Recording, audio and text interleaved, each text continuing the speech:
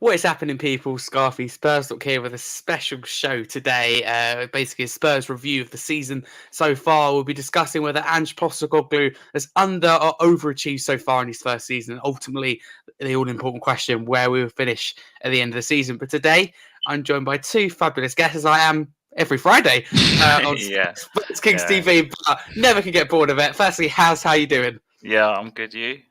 Yeah, very good. Thank you. It's very nice to have you on. Not an emergency guest this time. Yeah. How's it feel? It must feel good. Yeah, not a sub like last minute like Johnson. Exactly.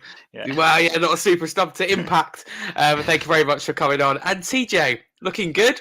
Thank you for coming on. How you doing? Thank you, man. I look sexy, innit? And I'm at home as well. That's a bonus. Because whenever we're streaming, I'm at work. So, look, I'm in my element.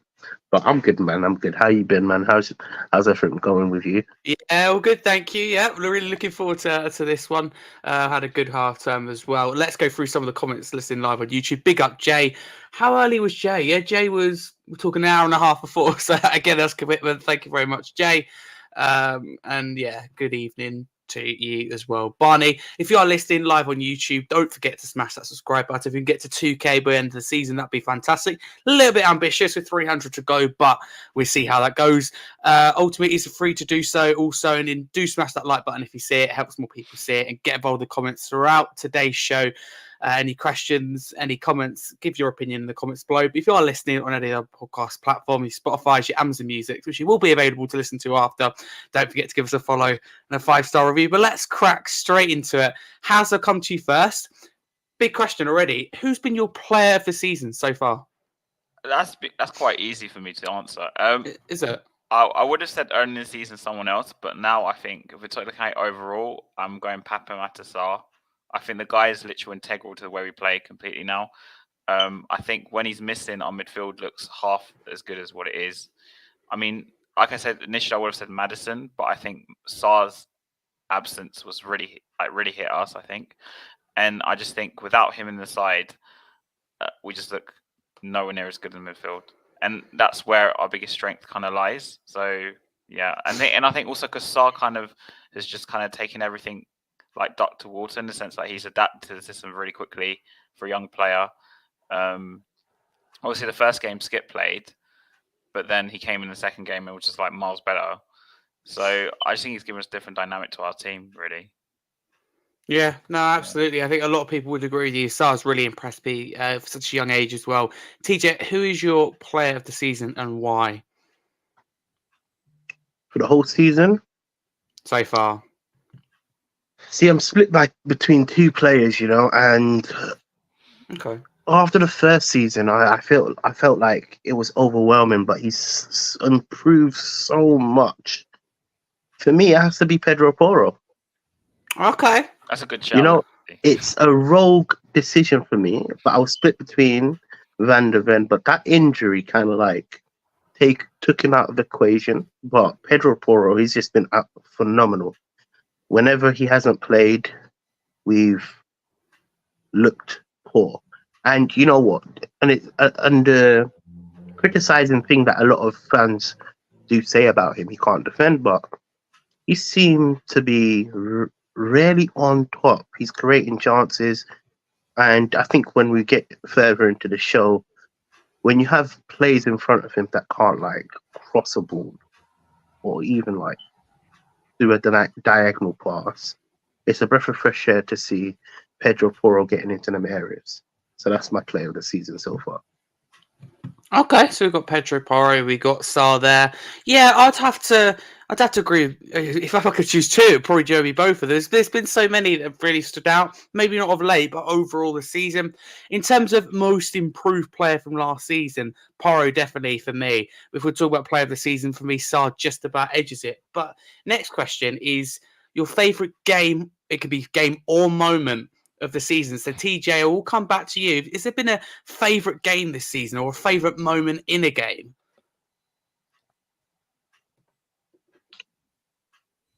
Favorite game? It's been, you see, okay, cool. Look, I don't want to seem like I'm negative every single all games, but I haven't had that many favorite games. However, in terms of a strong performance, it would have to be. See, it's difficult. Arsenal, maybe. Okay. That Arsenal That's a fixture, good shout. I think that was a really eye-opening game for us, because we were a bit concerned about the high line, and this was when Ange first implemented his high line, and we was a bit quite optimistic with how Arsenal play, and as you know, they press from the front and they've got high intensity. So we were a bit scared against that Arsenal team, and we did perform pretty well, to be honest with you. So that's probably my favourite moment. Okay. Before I come to you, Haz, for me, it's got to be the winner against Liverpool. Right. You like read my mind. I was literally what I was going to say. Yeah, go for it. Winner against Liverpool, but it's that more because of performance for me. It was very more because of the scenes shallow. afterwards. It's because of the scenes and the style we done it. I mean, I would say Sheffield United, but I let my brother go to that one. But I went to Liverpool. It's just the fact mental that when we scored. It felt like we were going to drop 2 points, which you very rarely say at home to Liverpool. But considering nine men, Liverpool had, it would have felt like drop points. So to go on and win that, very dramatic for an own goal, and I didn't see it coming either. It was quite magical. But why have you gone with that? Like I have. I know it sounds weird, but it was more for the scenes afterwards, and for me, it's more context. So I took an Arsenal fan to the game. He's one of my mates because he wanted to go to the game. Makes sense. Okay. And then I went with one of my friends. His nephew wanted tickets, so I took him, and my friend sat somewhere else. Anyway, we were in the same stand anyway, West. Anyway, so when the goal went in, like me and him, I just jumped on the Arsenal fan like this, and he was sitting there like this. Like he was fuming. It's just more because of the context of that. And there was absolute scenes we were doing that whatever it was. No, can I be honest with you? That's the one when game that goal actually went in after the game, like for 5-10 minutes. That's the one game actually stayed. When that goal went in, I was exactly the same. Yeah. But the only reason why I didn't really label it as my favorite moment was because the performance was a bit shallow. We should have lost, in my opinion. We were really lucky to win that game because of the Diaz offside as well. Exactly. So, but I think because we robbed it. That's probably why. That's maybe. Games. Yeah. Yeah. Because I think if Liverpool had 11 men or 10 men, maybe it would have been a different story. Because even with 10 men, they were still giving us problems that game. Let's be honest here. They defended incredibly with 9 men. And if I take my Spurs hat off a minute and look at it from a Liverpool point of view, they done really well, and they'd be gutted, and feel hard done by to come away with nothing. I mean, the red cards, I think, whether you agree with them or not, that for me, there's nowhere near as bad as the Diaz disallowed goals. They were definitely. This is why I said Liverpool for me were the most impressive team I've seen this season. Wait! I figured out my favorite moment. I'm sorry, this is going to sound so backwards. The Chelsea game. The Chelsea game. You know why? It was my favorite moment because the whole fan base was against me. And I remember saying on our preview, we would lose and we're going to play into Pochettino's hand.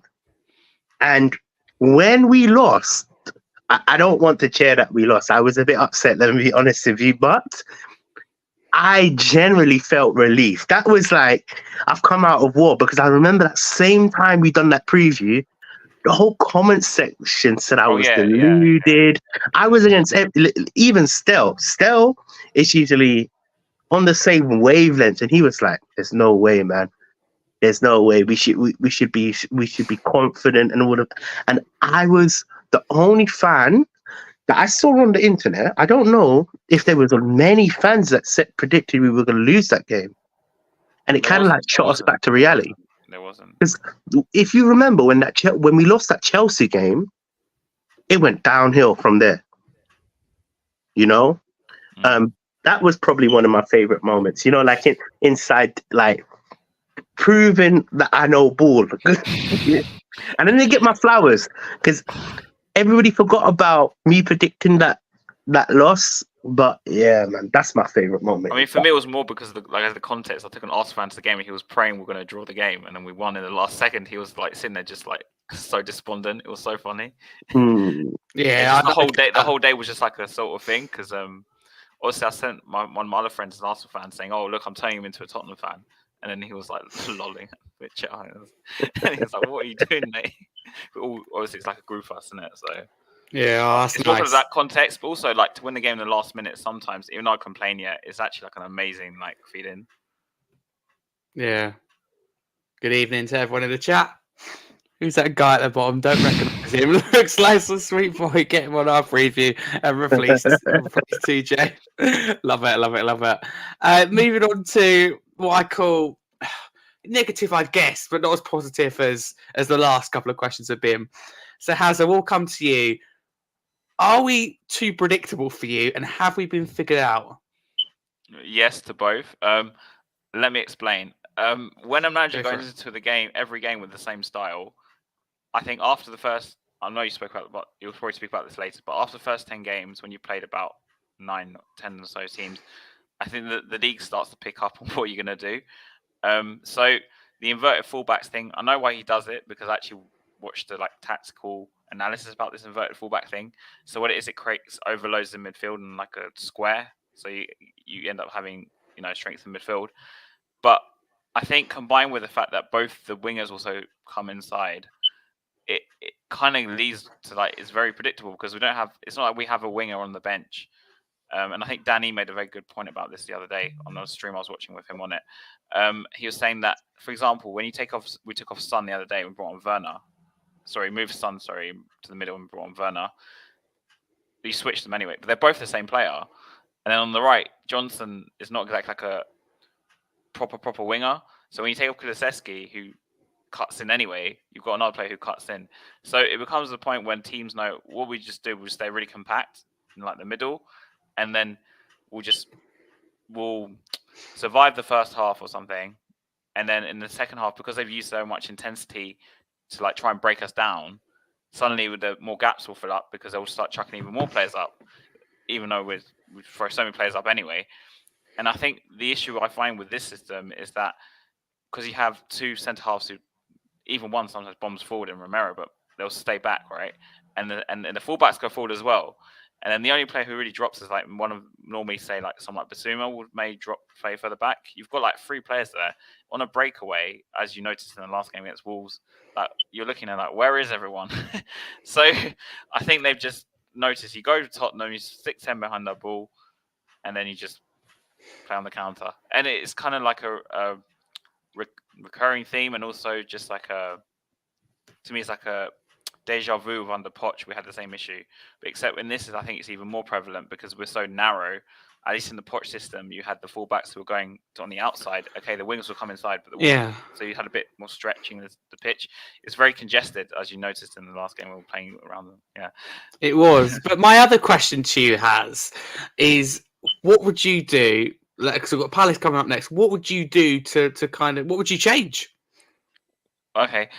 First of all, if you're going to insist on playing Emerson and Davies, I wouldn't play them as inverted. I'd just play them as normal. I'd tell them to stick back, and then I'd actually just then give the freedom. So say you'd have like the 4, and then you'd have the rest of the players who can just attack. So then at least in that sense, we can still play the high line, but because we're not losing like everyone, we have 2 extra players in there. We can kind of cope that way. And I think Palace, I know we're at home, but they'll come and they'll sit back. So, and like I said, I would throw in a winger there, but we don't really have a winger who can play like wide. And Porro and Nadogi, are they back? Are they not back? I don't know at this moment in time. I think, being honest, I think Porro would definitely be back. I think they'll both be back, to be honest with you, but we have to see. But I don't know. I think, okay, if Porro's back, I would try something different. I'll put Porro on the right wing, and I put Emerson at right back. Or Dragusin at right back. Dragusin, not Emerson, but Dragusin at right back. Usually I'd say you're crazy, because that's what I say most of the time, but we're in a situation now where I don't want to say... Because at least with Porro, the difference with Porro and all the other options, right, is Porro at least will go down the wing and cross it. Yeah, I don't want to say that nobody's necessarily performing in that right wing world, but we're at a moment in time where we look all around the pitch, and one position where you go is probably not the strongest is right wing at this moment in time, not in terms of depth or anything, but in terms of performances, etc. So I don't think that'd be crazy. But TJ, are we predictable at this moment in time, and have we been figured out to an extent for you? I believe we are predictable, but I'm going to use a word, but just use it with a pinch of salt. I believe the manager is a bit naive. You know, to set up the same way every single week and expect us to perform and get results when we've been found out. After 4 or 5 games, you should be able to adapt. You should be able to change things. And again, look, when you discuss about changing your tactics, you think it's changing everything. It's not even that. It's just applying certain players in certain positions to benefit other players. One of our main concerns is obviously down the wings. And I'm not just going to label the right wing. I believe it's the left wing as well, man. We are struggling to create good chances for Richarlison, and whether you think he's in a purple patch or not, or if you think he's in form or not, he has been scoring goals. So you have to obviously supply balls to him. It's just, I don't know. Look, again, I just believe that we have run out of steam. I think a big issue is the quality of players, because, and this you're gonna, I know you, Harry. You're gonna obviously say we got the best squad and all of that, but just hold fire and let me just explain something. Go for it. When you have good quality players playing such an aggressive attacking system, you can produce more. There's a reason why. I'm just going to use Man City for a good example. There's a reason why players in a system like Man City create a lot of chances, because overall the players around them are world class, are amazing. Again, you're not going to get that first season because obviously you have to give it time, but teams are actually sussing us out, and we are struggling to create chances. I just hope Ange can adapt, because for me, I don't think he. Look, I think he has his own way. He's got one way and one way only, and it's either going to kill him. Well, not really necessarily kill him, but it's either going to kill his chances of obviously getting the goals that we really want to achieve. I believe right now his requirement. Look, again, this is just from the board's perspective. I believe right now his requirement is top 4. That is his standard requirement, because there's a reason why I'm going to say that. Maybe he hasn't got all his players, but Levy, this is where I'm going to give credit where credit is due. Levy has brought in his players. Yeah, we've 100%. Since he's been here, he's got what? Let's just count. Goalkeeper, a centre back, backup centre back in backup centre back, yeah, right mid, left mid. So you've got like 5 to 6 players, and you've only been here for what? 7, 8 months. 7, 8 months. Think about it. So I'm not saying that's a whole team, but you've got basically your main skeleton. You got your main base, So it's just he just has to adapt, and I believe he just has to tweak a few things, because the way we are playing, we're causing more harm to ourselves than them. Because if you think about it, with the players in our back line, we've got Van der Ven, which most Spurs fans are saying he's one of the best centre backs in the Prem at this current period of time. You've got a capable centre back next to him in Romero. You've got, for me, I'm gonna say this. I'm gonna put myself out there. A Dogi that is looking like a world beater, and you've obviously got Pedro Porro that is performing at a top level. But the problem is, them four players are not keeping clean sheets. We've So signed somewhere along the line, 9 something's players. going wrong. We signed 9 players for him. Apparently, I'm just counting. Sorry. Wow. Yeah. But you're talking about these other players, Ashley Phillips, and all of these other players are for the future. Yeah. And you know what I'm trying to say? I mentioned about 5 or 6 of the core that are playing most of the time. But to make my statement short, we have been found out 110%, and teams are not really scared of us. And when you go against Richarlison, regardless of what you think about him, and Werner and Johnson, it doesn't scare a defense. That's the truth. And for me, we have to improve. And I'm not necessarily saying throw all these players under a bus, but we have to improve. Whether it's adapting, whether it's even just playing, not this up and down football. You want to play this high line and then counter attack. You just have to be stable. He has to adapt, and if he doesn't adapt, we might not finish 4th. And then Teejay, for me, would you change the formation?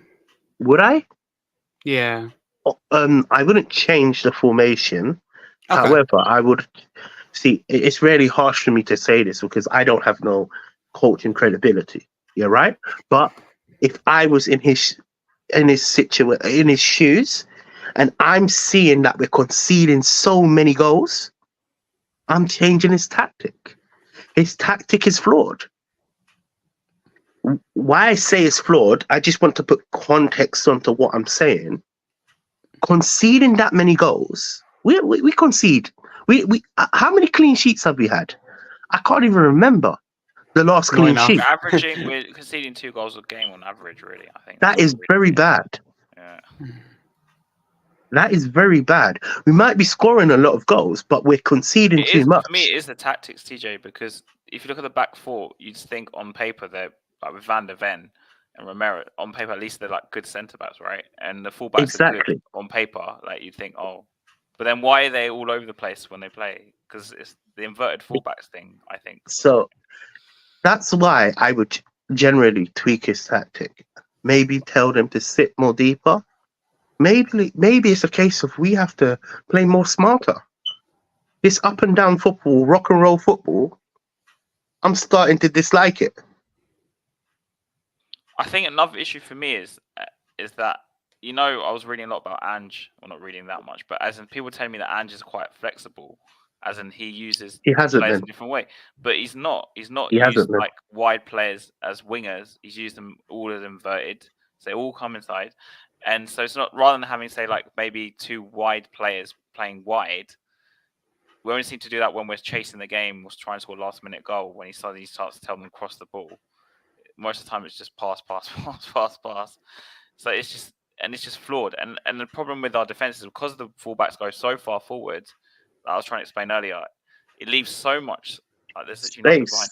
Yeah, and you need. That's why I agree with you in the sense that Porro was a good shout for Matt for player of the season, because the amount of recoveries that guy does is insane, considering he goes so far up and so far back to cover this breakaway that the teams always do against us. I said this at the start of the season.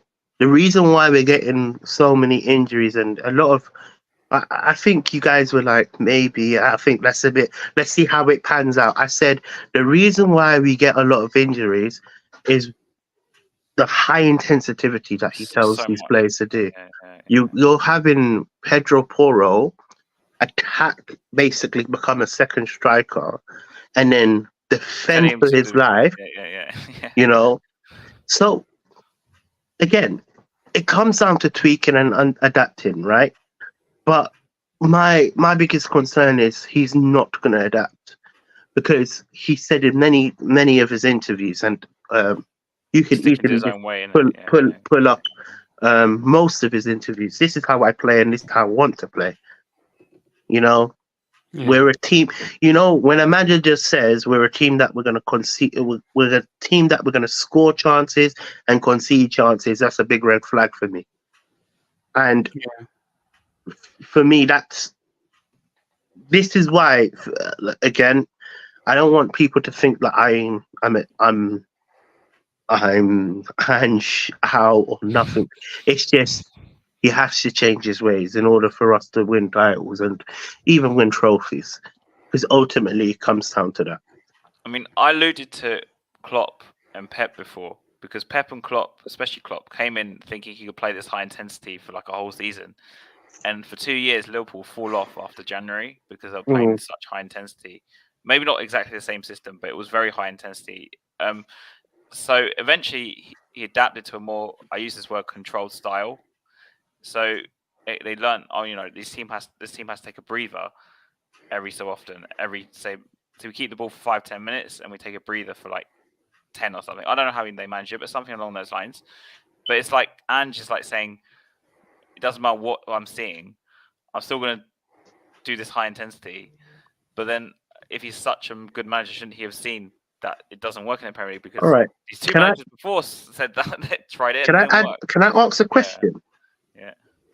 Just honestly, and then I'm not trying to dig into anything, I'm just saying, do you think Ange has the players to actually play this style? Yes and Because no. I believe there's a few players that can't technically play in this style. Højbjerg, I think, is one of them. Højbjerg, Skip, see now, The look, wingers. I'm The wingers. I'm gonna say a player's name, but you're gonna think I've gone crazy in it, But I'm not gonna say it now, because I want to leave that to our show on Friday, because I want to dissect what one of my friends said to me, and I started realizing, I started watching this player, but it's something about Madison in it, Yeah. And I started watching it more, and he mentioned it, and he was like, see, the problem with Madison is he is really good, but he lacks in this and this. But I'm gonna get into it. But there's context to I it. know what you're saying. There's context into what I'm saying. So if I say it now, you're gonna just think crazy. I've lost the plot, Yeah. But I generally believe we have about 4 to 5 more windows, or like about 3-4 windows, until we can actually say we're going to be challenging. But Teejay, is he going to survive those 3-4 windows? I don't think so. Yeah. We know the history of the Tottenham in the past few years. Every 2 years we change manager, so I don't think so. yeah. But Barney says managers have to adapt. I think some managers can be stubborn in their tactics and substitutions. Very true. There's a lot of them out there. I think a lot of managers can be like this. There we go. I see that my own team, but managers need a plan B. Yeah, I absolutely agree. So Has coming to you, what would be your plan B? Let's say we're playing a low block team, like a Sheffield United prime example, right? Or of a Wolves that decide to sit in and counter attack. You can't blame them for doing that. But let's say they do that. What will be your plan B? And obviously, I know we're not talking in terms of I just want to say something expertise. quickly about this adaptability thing, and then I'll go on to it. Sorry. Yeah, go for it. So obviously we had Conte before, who was stubborn, who rightly so got criticised for it, right? But at the same time, people like me had more faith in someone like Conte, because you knew if he got the players, he would get it right. Because he from the past, he's won titles in Italy, he's won titles in the Premier League. No disrespect to Ange, he's not really won a massive title, right? He's won in Scotland and Japan. I'm not saying anything, but what I'm saying is, more, I think you're right. Like, yeah. But obviously Pochettino, I mentioned before, had the same issues, right? And he was a good manager. I'm not saying he was a bad manager. Like, I'm nothing against Poch personally. But I don't classify him as an elite manager, because he doesn't change it. So it kind of comes to contradictory. I can't contradict myself, because I feel Pep and Klopp do change it, but it's very subtle. Like, it's very subtle things. Like, obviously Liverpool became a more counter-attacking side rather than just being the high press all the time. and obviously Pep's more controlled style compared to before when it was like attack, attack, attack. Okay, so in terms of my plan B though, there's two options against low block teams. I know it sounds counteractive. You either give them more of the ball so they push further up, so you And play counter-attacking football. countering yourself, so you kind of change your style literally completely. So it becomes a game. But that's not his ethos. That's the only problem. Or you try and stretch them. So instead of playing everything in field, you play wider and you put in low and high crosses in, like fast, not like just the tippy tappy. I'm saying, so for example, if Porro's playing next game, yeah, when he instead of telling him to play inverted, tend to play further wide. And obviously, because I'm assuming Kulusevski's probably going to play. Tell him to come and cover his like spot. I don't know what the spot is. Essentially, playing as another number 10 with Madison, and then Porro playing to play further wide and just put crosses in every time. High crosses, low crosses, and maybe you get Nick off something, or I mean, help Richarlison because of his height. Anyway, you have to do something different. You have to stretch them, or you need to make them come onto you. So I agree with you. The only difference is I wouldn't change the formation fully. You don't have to change the formation. I'm just the reason why I would change the formation is because we brought in players to play for this club, and Dandelion Longlegs, Dragagoosen, hasn't seen the field yet. Not started, sorry. So I would play 3 at the back, but I've already told you what I would do with it. I just want to break down why I would play 3 at the back, and you might think it's more defensive, but essentially what it actually does, it opens up a lot of space on the wings because you can have overlaps. You can also kind of play second striker, like, so let's just say Johnson moves into the striking position, whereas Pedro Porro becomes a natural winger. It's technically, isn't that Conte ball basically? It's kind of similar to Conte ball. It's kind of similar to Conte ball. The only thing is, when you play 3 at the back, you need 3 good quality centre backs, because technically, I think we have that. That's my point. So why don't we use it?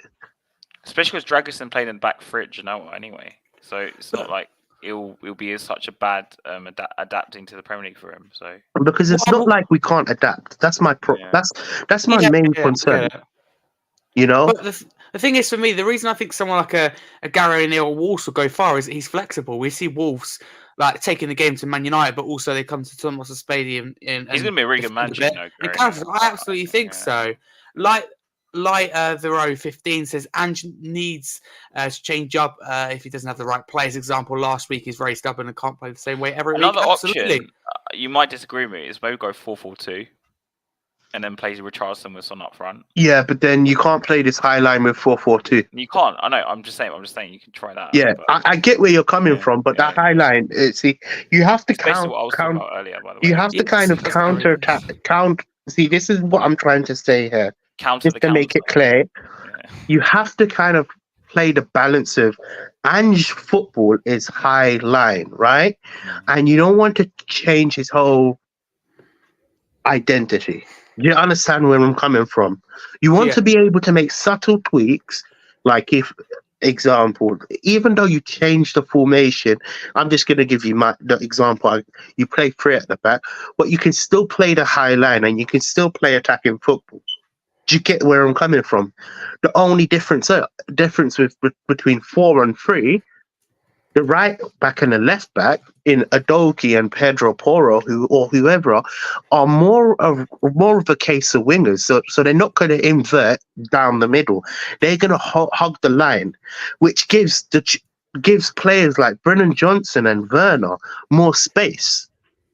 Ideally, it's more attacking, but The thing is, I haven't seen that flexibility with Ange. That's the problem I have now. And again, when I look at managers, if you see something's not working, you have to change it. You can't just sit there and say, hopefully it'll work. Yeah. But I'm just going to go through some comments quickly live on YouTube. Talking Beer says, if you switch Porro right wing and Kulo right back, interesting. Directly, that means Kulo would be more central and Porro would be immediately wider. But I'm crazy. No, I think it's a good idea, so fair enough. Talking Beer earlier said, like smash. If you are listening live on YouTube, don't forget to smash that like button. Only 11 of you have done that so far, and it ultimately is free to do so. We've had more of you in here over the whole night so far. So if you can do that, that'd be massively appreciated. Helps more people, says it, and expands the conversation because we want to get your guys' thoughts. Fred asks a very good question here. Do you think we will permanently sign Timo Werner because he'll be shadowed by Son and there's loads of options on the wing?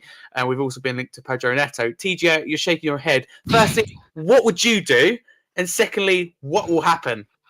I think we know what's going to happen. I'm hoping again. I think we all hold a different opinion about this. I think I'm obviously the one that has said I don't want him to sign, and I don't even if he starts performing now.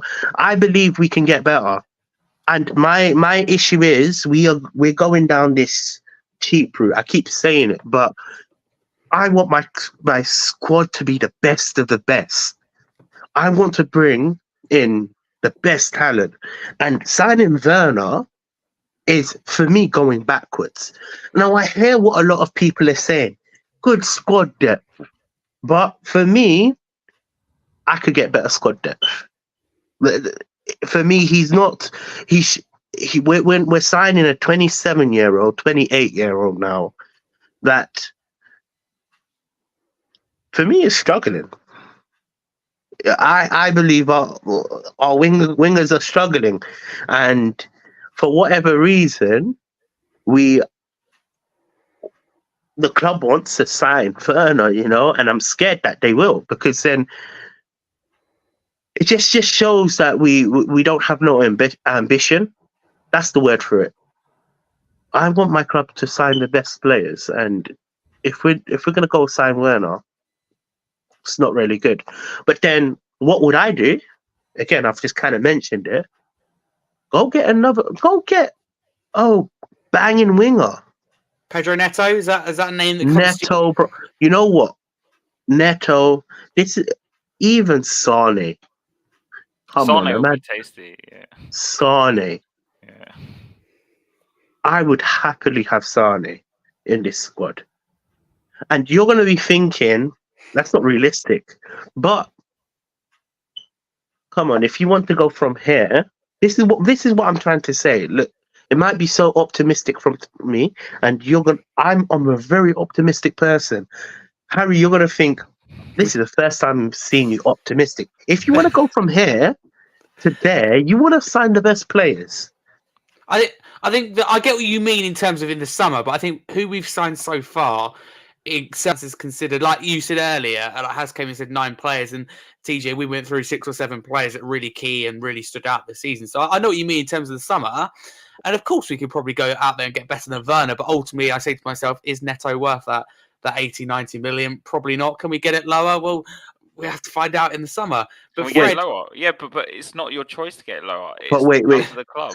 The question is, is he better than Werner? That's my question. He is better than Werner. Exactly. So then the price tag doesn't matter. I still want Werner. I still want Werner. I think he's a good option to come off the bench, personally. But Fred goes on to say, for me, I'm still undecided on him because it's been like a month. Fair enough. And Haz, I will put to you, because Peter's also got a question about Werner. Obviously, it is a hot kind of subject at the moment. He says, would you guys like to see Werner in the number 9 role? Personally, I wouldn't. I'd like to see Son in that role and Werner come on the left. But Haz, where do you stand with this as someone who's been quite critical of Son at times and quite critical of Werner? I don't see the point of moving into number 9 because he's not started scoring. So there's no encouragement there that he's going to score more goals playing in the middle. And also our wingers, as Teejay alluded to, aren't playing very well. So how's he going to get the chances to score? So I think moving him is kind of pointless right now. Yeah. No, fair enough. And the next question I'll give to you, TJ, also from Fred. So big up everyone for your questions. They are massively appreciated. So TJ, Fred says, what are your thoughts on Ryan Sessegnon and what do you think about his future at Spurs? Obviously, we heard the news that he's come off injured again. I mean, how many injuries is that now? It's crazy. So where do you stand with Ryan Sessegnon at this moment in time? He's made out of Play-Doh. He's brittle and bones. You know, he needs to drink some calcium. Listen, you know what? I've got some tablets in it, yeah, that can help him out. I'm not even chatting the most, in it. I just don't know how he's still here. That's my question. Look, again, I don't know what's going on with that guy, man. He is built differently. His DNA has messed up. There's something wrong. He needs to eat some hard food. You know, build some muscle. But look, he don't have a future at Tottenham, and I don't think the problem is he's not reliable. That's the problem, you know. And I'm not even going to start to say that he won't fit into Ange's system, because I would actually, you know what, one of the players I wanted to actually see play under Ange, and it might sound crazy, but not as a left back, but more of a winger, was Ryan Sessegnon, because at Fulham he was electric, but we haven't seen that player, you know. And I've given up on him, so I just believe it's time for him to go. He needs to find a new place. He's just rotting at Tottenham. We're just paying wages for no reason. Paying wages. We're paying an injured player. Let's put it like that. And there's a big concern with his fitness. I don't know, man. I don't know. For me, TJ is a player that I'd look to move on in the summer. And a large part of me, if I'm being honest with you, does feel sorry for him and the injuries he's been through, because, you know, I can't kind of imagine how that must be. Want to get out on the pitch when he has. For me, he's looked rusty. A large part of that, again, being because of those injuries. So I do feel sorry for him, but ultimately football is quite a harsh business. And I think supporting through that rehab, well, I said that at the start of the season, and he finally got there and he got injured again, but supporting through this bit of recovering from injury, and then he's a player that I'd probably look to move on in the summer. I don't know what we'll kind of look at money-wise, but shaking his head. He likes the rehab, innit? Yeah, he likes the rehab. You know what? There's probably not old enough. I'm trying to be kind-hearted. It's because I've called out Sessegnon in the past. I've gone, is it his fault he's getting injured? You know what? There's probably a girl in the girl in the medical staff that he wants to. He likes. Yeah, man. He's living his best life. Trust me. Getting paid for not playing. Yeah. Getting paid to not play. Imagine getting paid to not go to work. You know, Spurs had a similar player like that called Darren Anderson. Maybe you guys don't remember him. He used to always be injured. But he was a good player, but on his day. But he was another one also. We used to call him Sick Note. I remember back in the day. Yeah, I think Sessegnon's taking that up. He's the king of that right now. He's worse than Sick Note. Yeah, he's worse than Anderson, man.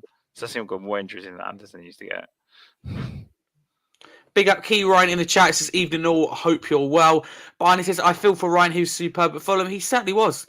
And then goes on to say, my standout player of all time. So there you go. That just says that for me, the impact that he did have at Fulham, and hopefully for Sessegnon's sake, whether it's at Tottenham or not, hopefully he can find some of that form. But before we do move on, Haz, give me your thoughts, Ryan Sessegnon, where you kind of sitting at this moment in time. He needs to go like ASAP. Yeah, and I think it might come to the point where he has to like pay out his.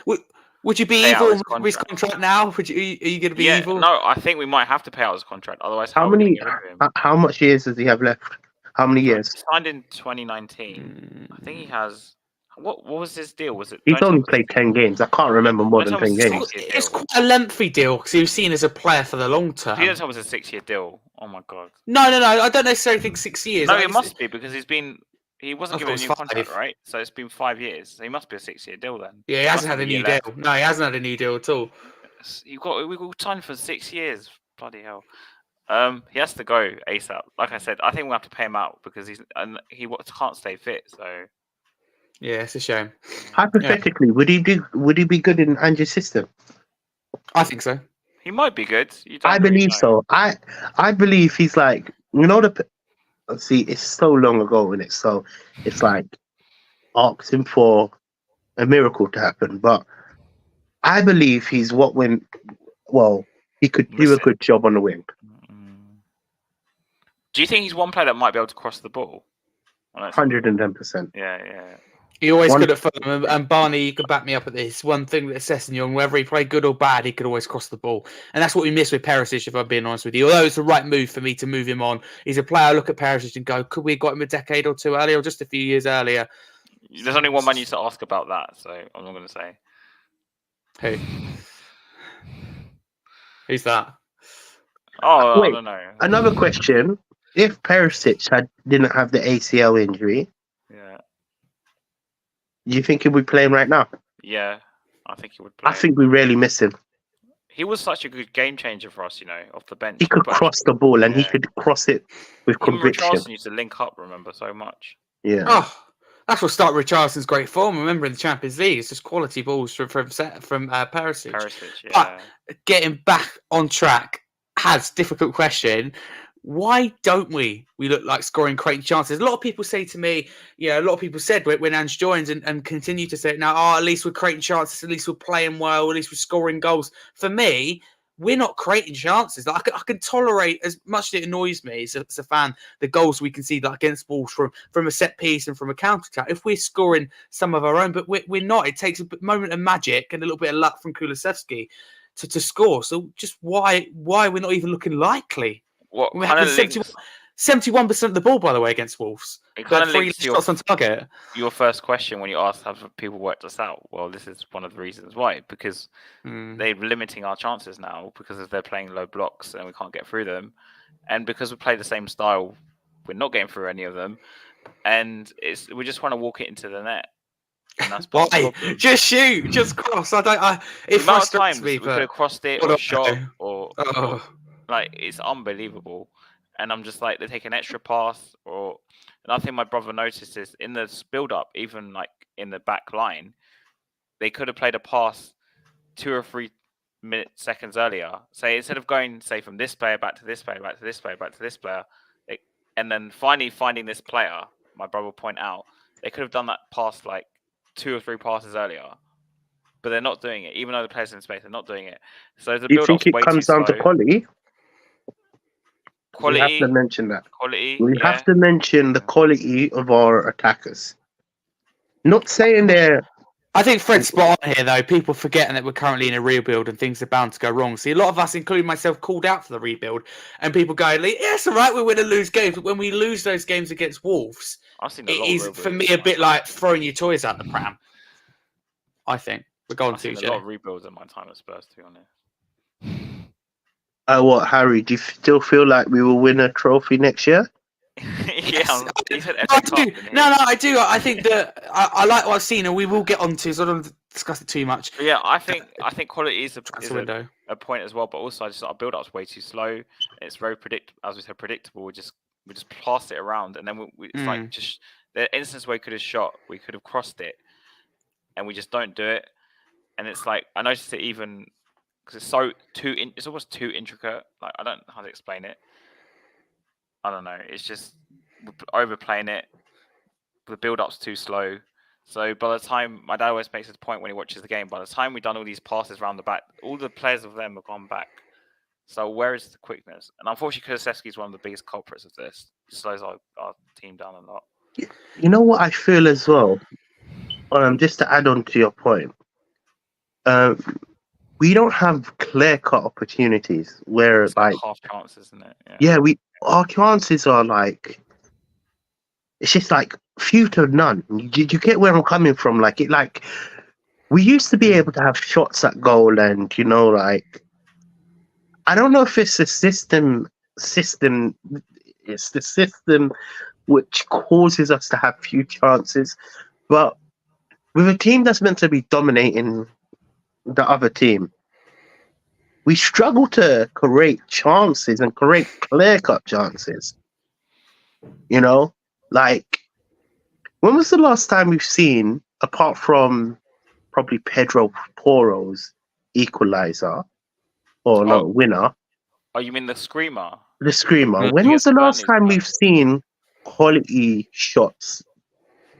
And I'm not saying most of our goals are not quality, but we struggle to create some world-class.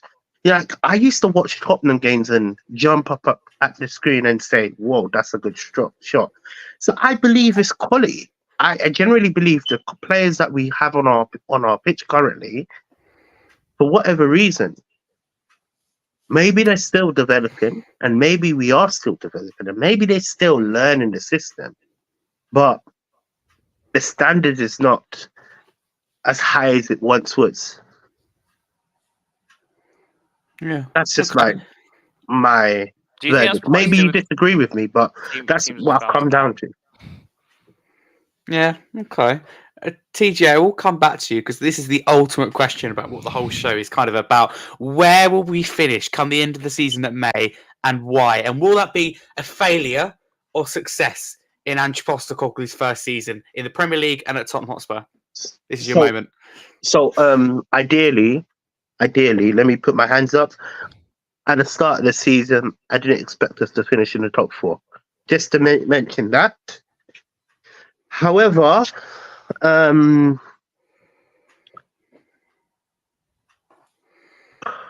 we should finish in the top 4. We should, because we've put ourselves in such a position where if we don't finish in the top 4, it's a failure. But that's not me saying that first season is a failure. That's me saying it's a very disappointing season. Because if you think about it, we started, we were in first for about 12 to 13 games, right? We were in a comfortable top 4 position. Now it looks like we are struggling to get ourselves over the line. So for me, the concerning fact is if Man United finish above us, it's a fail. Am I fair to say that? 100%. And I'm going to ask you now, Haz. Will we finish? I know you obviously we discussed it on previous shows, but a little bit more behind it here. Will we finish at the end of the season and why? But also, if we let's say we finish outside the Champions League places, 5th, 6th, or could be worse. I can't see it, but let's say 5th or 6th. Let's go with 6th. Actually, would that be a failure considering where we were in October? The players that's been signed for Ange and that unbeaten 10-game unbeaten run we went on. Would it be a failure for you? Well, I hate to use statistics, but someone told me that the teams that the first 10 games there had that amount of points, 99% of them finish in the top 4. So we're going by that route. If we don't finish in the top 4, then that's a failure, right? Yeah. But if I'm basing it on Ange himself, for Ange himself, not finishing in the top 4 isn't exactly a failure, as in he was a manager, because it's his first league time in England. But for the club, it kind of is a failure, isn't it? What about you, Harry? Because you've thrown the question to us. I want to know your opinion. Oof, I didn't expect this.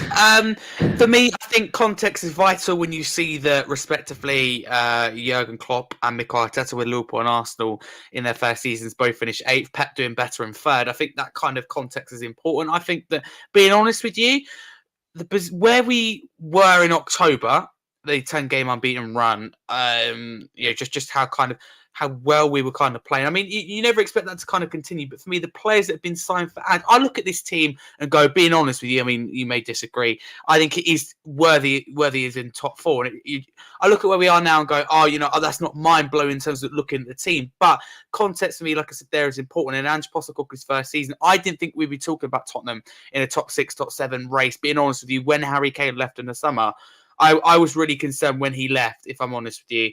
So sitting here right now saying that we could still get top 4, let alone top 6, is, for me, it's good. But the frustrating thing is, we've got the manager, we've got the I keep saying we've got the infrastructure. I think we got the players to get top 4. I know you all disagree, but I think we got that to get top 4. It's a frustrating thing, but ultimately we're at the business end of the season. Tottenham aren't 100% at this moment in time. United are. Aston Villa, I think, will be. So it is going to be interesting. I think it was one that go down to a wire. Obviously, I wrote an article today for Look Sports Media, and I predicted Man United to get top 4, Villa to finish 5th, and Spurs to finish 6th. That's, for me, solely based on, at this moment in time, United being in red hot form and having players back. Aston Villa, I think, will just about finish above us, but us is the fixtures we've got. That's why the Wolves loss hurts a lot. So just confirm with me, what's our excuse? Because we've got our players back as well. So And then they've got Europe as well. exactly, they've got more games. We've got less games. So yeah, it's a if we bit I don't forgot finish, actually. I think this season was always a free hit, but in terms of we didn't have Europe, it's frustrating that we haven't done even better kind of thing. But yeah, no, I get your frustration, and there isn't ultimately any excuse apart from we're very early into the Ange project. It's never going to be perfect. We've got players back. That's why I was disappointed against Wolves, disappointed with the performance against Brighton. But ultimately, you get to a point, and I think that happens for a lot of managers in terms of you get figured out, and what matters next is how you react to that.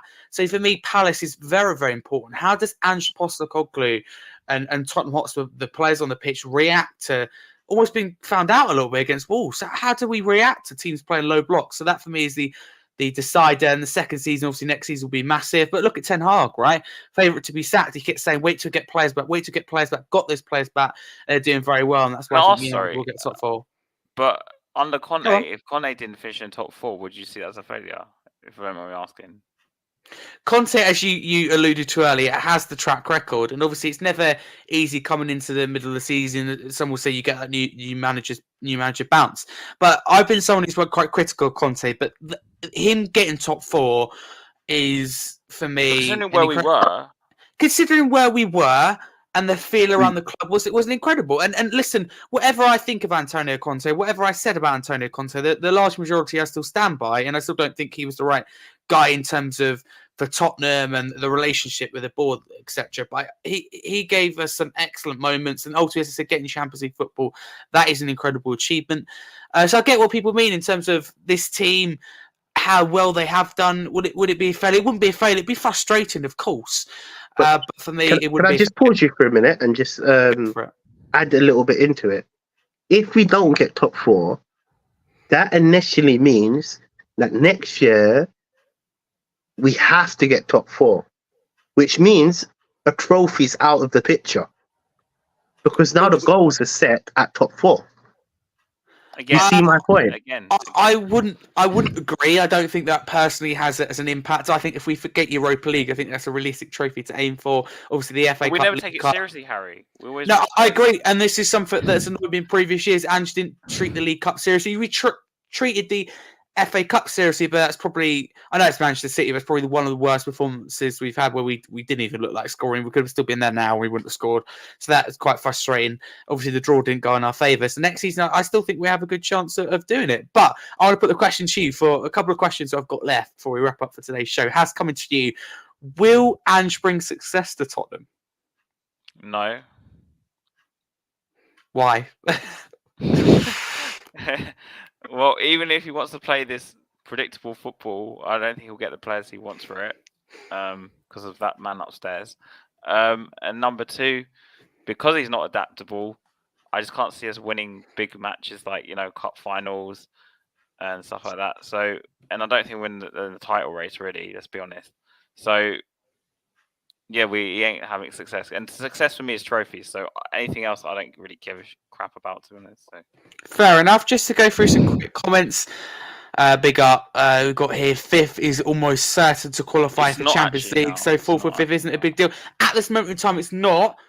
But being honest with you, I think it will be come the end of the season because it's very fine margins. But yeah, you're right as things stand. Talking beer says big up.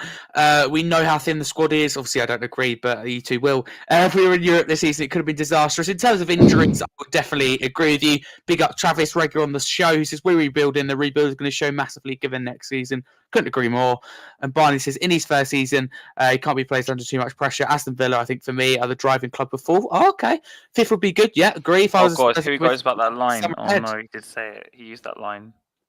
I agree. Big summer ahead. Here we go again. But a lot of people said that last season. For me, the last two summers we've delivered on, and the last two Januaries have delivered on. You're going to disagree, and that's why I'm going to ask a question. Wait. Before you answer the next question, I want to just I've come up with an analogy for you, Harry. You're doing your GCSEs right now, right? Cool. Not long now, away. Let's put a subject. Let's go. You've got English teacher. You're now getting taught by your English teacher. Mice and Men or whatever, innit? I haven't done GCSEs in a long while. Probably Mice and Men or something like that. Yeah, cool. Now, your teacher, for whatever reason, falls sick. Now you've got a supply teacher. Yeah. Are you going to fail your GCSEs because of the supply teacher? No, I'm going to Or- take responsibility and do what I can on the pitch or in the classroom. And on Agreed, the pitch. right? On the pitch. Agreed, right? But the Football. facility that your school has provided you with a teacher to teach you and all of this, right? You hope that supply teacher has the credibility Quality, to push you to the next level. What me and Haz are saying, we've been through this cycle for 22 years. Yeah, I know you're saying that. And the headmaster Ain't changed. has been failing for 22 years. The Now- headmasters putting it right and making changes throughout How? the school from The top to A bottom. headmaster wouldn't last more Next, than 10 years. next question is for you, TJ. Headmaster wouldn't last more than 5 years being like this. We will leave this till Friday. Well, it's completely different business football. TJ, Travis says, who do you think will succeed at Spurs? Who do you think will succeed? You mean Manager. I'm assuming. Which manager? He's saying which manager? who do you think will succeed at Spurs? You mean players? I don't understand the question. Let's go with managers. Because Well, you, we've got- said, I think you Okay, do said, you think? Oh, do I think Ange is going to succeed at Spurs? Definitely not. who will then? The reason being is because we have a bad headmaster that has known to. Can't answer the question. Come on, you're like me. No. Okay, cool. No. If it's about the manager, I don't think he will succeed. Only for one reason, and I believe that we might not get the quality of players that needs to play in the system. You know, and I'm not. Look, I use the analogy of the headmaster, but however, let's just keep it real here. If you don't get the quality players to play in his system, no matter what players come through, he's going to ultimately fail. The same with like Poch's season. We didn't spend for 18 months, and we needed to improve massively. For whatever reason, the tops didn't provide the money for him to get new players, for him to improve on the squad. Ultimately, it ended in Pochettino leaving Tottenham, right? So it comes down to, has Levy changed his ways? And if he has changed his ways, then Ange can succeed.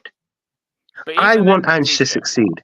But right now, I can only look at it from the perspective of what I see right now on the pitch. And what I see right now on the pitch, it's not a title team. And it's not a cup team. It's just about finishing top 4. And we're even talking about finishing top 4. So really and truly, we're failing in 3 areas. So you have to either give or take and apply pressure and improve. Improve on what you have now. This is what I'm trying to say. Hence why when people say, do I want better? I say no. Because I want better. Fair enough. Werner's kind of saying to people that we're just going to settle for scraping top 4, basically. Don't worry about that. Haz, question for you below before we move on. Travis says, who do you think will succeed at Spurs as a whole football club? What does he mean? I'm struggling to understand that question. Yeah. Manager. What manager? Because you said that Postecoglou won't succeed at Tottenham. Jesus Christ. Really and truly, it's not about the manager. Let me just make it clear. Whatever manager we employ at the club, it's not the manager. You can have Pep, Klopp, Jose, Conte. We need structure. This is what I'm trying to say. We need structure in order for all the parts to work. It's like I was saying about your GCSEs. If your English teacher doesn't teach you A to B, when you go into the exam, you're going to not know what you're doing. And ultimately, you're going to fail because your teacher didn't teach you, right? Now, whose fault is that? That's the headmaster, because you employed a dumb teacher. That's hypothetical, and I don't think No, it's but the same as this a good example. analogy, to be honest. I actually agree with the analogy. Look, Well, maybe with a different club. I don't think with Tottenham Hotspur personally, but linking Harry, in we with haven't won this. anything for 16 years. Okay. We've had 10 different. How many? As I different said to you, managers? let's come back to that in a couple of years. I think mistakes have been made, but I think they've been learned from. We'll see. Just give it time. I want to before we wrap up for today's show, 3 windows I want to talk about. One that hasn't happened yet, and 2 that has. So, firstly, rate the 2 windows under Ange Postecoglou in the summer in the January out of 10. Firstly, the summer window. 7. can we just list the players as well? Oh, I'd have to find the players. Well, you could see who stood out for you. So, for example, in the summer, for me, you got Vicario, your Van der Vens, your Brennan Johnsons. They're the ones that really stand out, right? James Maddison's. I know you don't agree with Brennan Johnson. What would you rate it out of 10? You said 7. Yeah. January. 5. That's incredibly harsh. Fair enough. We agree to disagree. TJ, what would you rate the summer and January? I would say 7. The summer. And January. With Werner coming in, Drogosin coming in, and a lot of players being shifted on. I don't really care about the players being shifted on. Look, okay, the fact that we got, you know what? I'm gonna be fair here. The fact that we shifted a lot of players out, but not replaced Kane. Yeah, let's remember that as well because we haven't replaced Kane. I'm gonna give it a 5. Right, that's not harsh. That's fair. Right, for me, summer's an 8 and January's a 9. But what makes it 8? Wait. Where did you get 9 from? Okay, wait. I want to know this. What makes it 8? I want it to come out of the devil's mouth. What makes it 8 and what makes it a 9? 8 for me. Van der Ven, Vicario really suit the system. Have been superb recruitment. James Maddison for me is another level. He's a player that 6 years ago. I always knew I wanted to listen to this. I always wanted to get into an article, and I remember writing a picture about Maddison and why Tottenham should sign him, and that was when he was playing at Norwich. So Maddison's a player I followed all his career, so I'm happy to see him in Spurs. Yeah, I know it took us that long, but I'm being grateful that we got him. Brennan Johnson, the money spent, whether it's been spent wisely or not, I think time will tell. It's not fair to comment at that time, but for me, it's been a very successful window, and we move players on from the club. But January for me really stands out in terms of we've got Timo Werner, whatever people think of him as a player, I didn't think we'll see in the Spurs shirt for different reasons. Offers that goal threat, maybe not always be able to put the ball in the back of the net, but he's involved in goal contributions, a lot of assists, very versatile, can play anywhere in front of that front three, is a good option off the bench. And we talk about no creativity, no one to put the ball in the back of the net, no one to create chances. I look at Timo Werner and go, maybe that's something that you can bring him on and change the tactics slightly, the ball over the top. I think we should have done that against Man City. Drag us in. This is for me evidence why Levy is changing. Having 3 strong centre backs, I don't think that's something we would have had in previous years. Whereas I look at this now and go, I think Dragis's experience for his age is quite impressive. So yeah, I think that those 3 strong centre backs are key, and we've shifted key players on off the wage books in your Perissages, your Lloris's. There's a lot of players that we've moved on in January. So there's not much more I could have asked, to be honest with you. Realistically, but 9 is a bit too high, though. 9's mad, isn't it? No, 9 justifies it for me, and it's mainly if we didn't move anyone on, it'd probably be a 6 or a 7. But for me, I think it's even more important in a rebuild getting players out than in, because you can't. It's like we talk about getting like old fossils and that. You can't replace the fossils unless the old fossils have gone, kind of thing. Oh so God, not this mentality, please. No. And you don't want an overloaded squad. So we dealt with a potential problem with being an overloaded squad. But before we wrap up the stage, been there for years because we demand crazy money for them. We should be letting them go for like nothing. We have a right to in some cases. Who like Harry Kane? Could we agree that it was a big mistake not to replace Kane? No, I'm going to disagree, because I think that in terms of the money and whether it's well spent or with Johnson or not is questionable, but I think that the money was well spent in other areas. I think that's why we've been fine up until now. But then, couldn't we have spent that 50 million on a striker? I personally think, if I'm being totally honest, I think that 50 million could have been even better invested. I look at Gibbs White, and there's other players that I look and go, so you think probably Johnson better ain't that for great money. then? So from what you were saying, wait, I got him in a loophole now. From what you're saying, that 50 million could have been spent on a better centre back, right? This is where I say, this is how I judge a window. We could have got a better centre back. That we didn't have enough attacking players. You'd be the first one to go. We've got no players to change the We game. got someone on the free though, didn't we? Let me tell you this, innit, yeah? Which is a no-brainer. Yeah. We done good business. However, we didn't go for our main targets. I could say that. We agree to disagree. Tebow, Raya. But look how have they all turned out? Not one of them have turned out good. Or got any of their careers since. Salibo. The other day.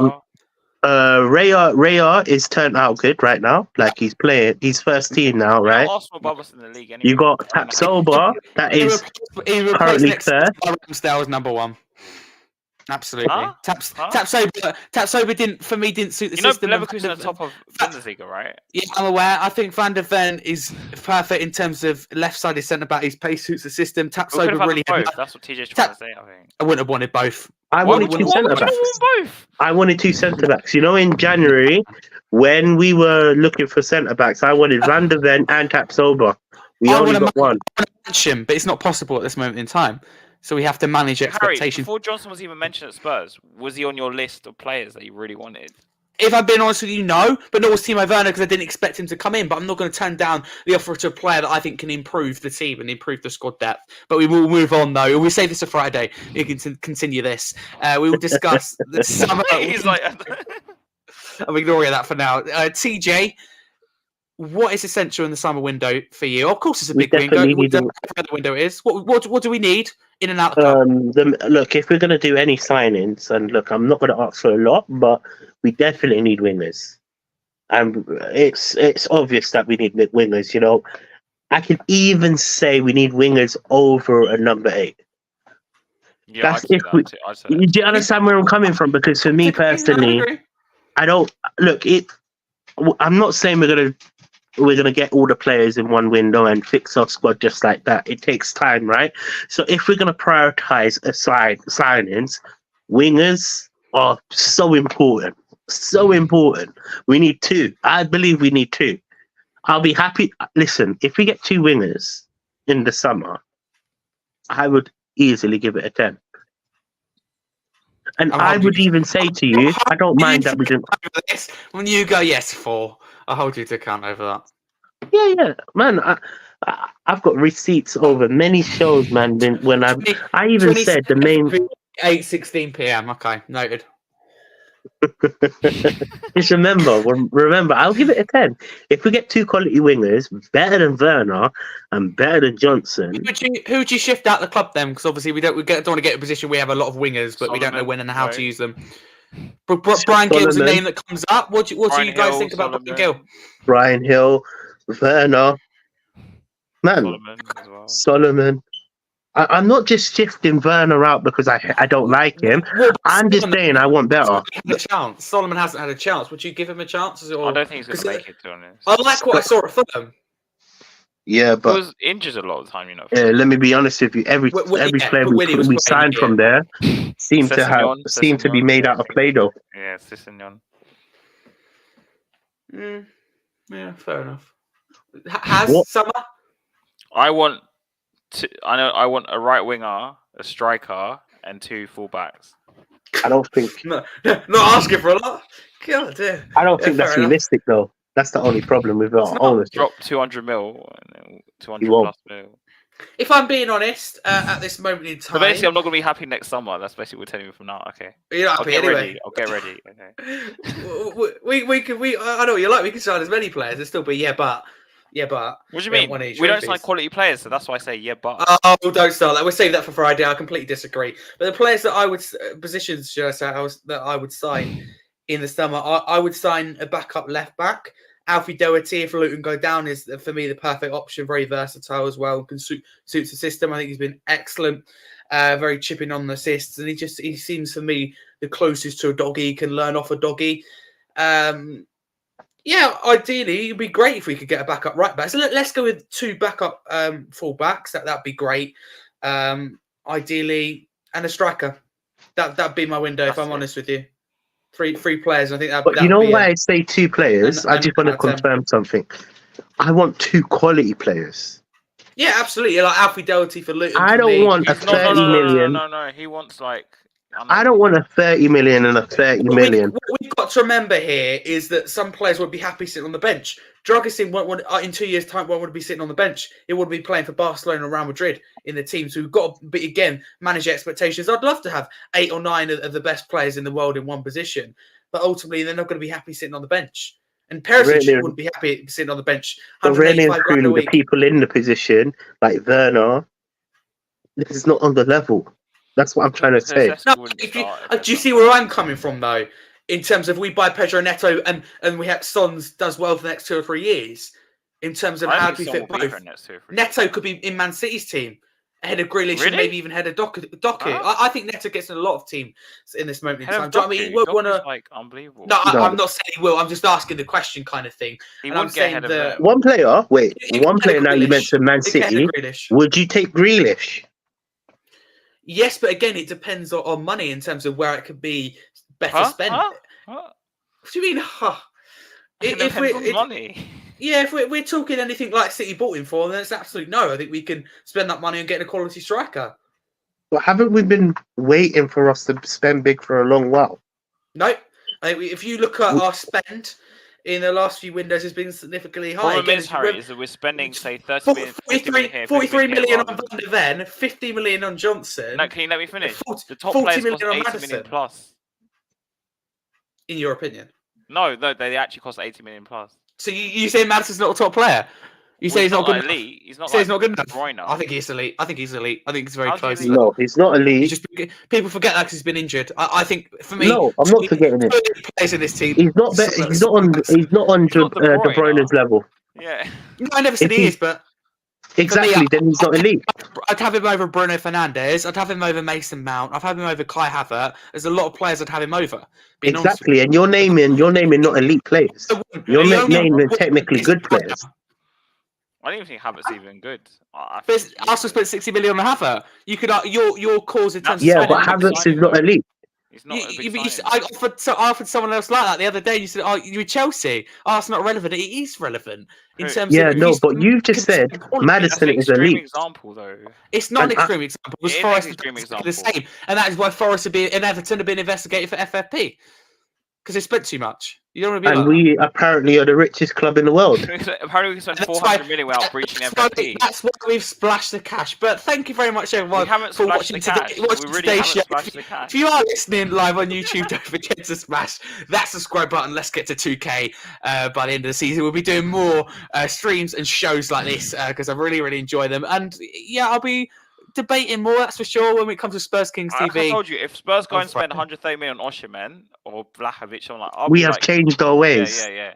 We have changed our ways. 50 million there, 30 million here, 30 million there. It's still going cheap. In this market, it's cheap. It's cheap. In this market, it's cheap. 30 million is not worth that much. It's not about money. 30 million because nowadays Vicario for me is one of the best signings in that window. But it was a lucky signing. I'm sorry. Like no one knew how good he was going to be. Luck is a large part in football, whether you like it or not. But if you are listening, Harry, no one knew how good he was going to be. Most people like me were very off him in the first few games. Yeah, fair enough. If you are listening though on any other podcast platforms such as Spotify and Amazon Music, don't forget to give us a follow and 5-star review. Massively appreciate it. Thank you very much, you two, for coming on. Firstly, where can people find you? Apart from arguing with you on here, Haz Spurs TV, and obviously we do the Friday show together, which involves more arguments. So if anyone wants to check that out, not this Friday coming up tomorrow, but the next Friday, to see more. Yeah, man, it's like every single day it's a debate with us, isn't it? Yeah, start the show. We should do. You know what we need? You know what we need for the Friday show? We need one more Levy in. Just to even it out. Yes. Yeah, I've got. You know what? I've got someone, but it's just. Yeah, you know what? I'll talk off stream. I'll talk off stream. I think you would like him, Harry. He's exactly like you. He's deluded and like you. Teejay having battles with other people. Coming from you. Right, where can people find you, Teejay? You can find me on Spursy Talk, and obviously Spurs Kings TV. And thank you for having me, Harry. I really appreciate it. It's all love, man. Like, all our debates are friendly. We might disagree on a lot of things, but I do love a debate, to be honest with you. It's driving me crazy, though. I never. Yeah, we go. Is that so? Does Tottenham though? So yeah, no. Thank you very much. It's been a pleasure. We'll definitely do more of these. Also, smash the like button. It's free to do so. Helps more people see it. Check out as well because there's obviously no previews or match reactions because there's no games. Weekly live show Monday 8 PM. We've got some big guests on for the end of the season, so stay tuned. Scarfy Spurs talk. But as you always say on the show, Comedy Spurs.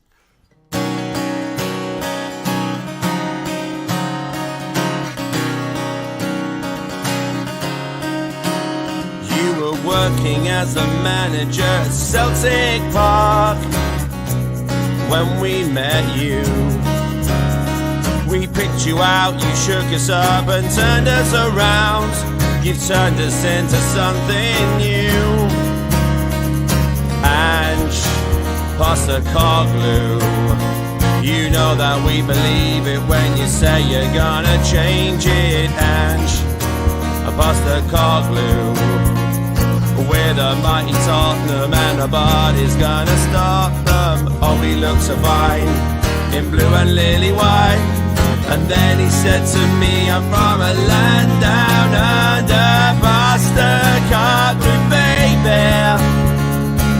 Postecoglou, oh.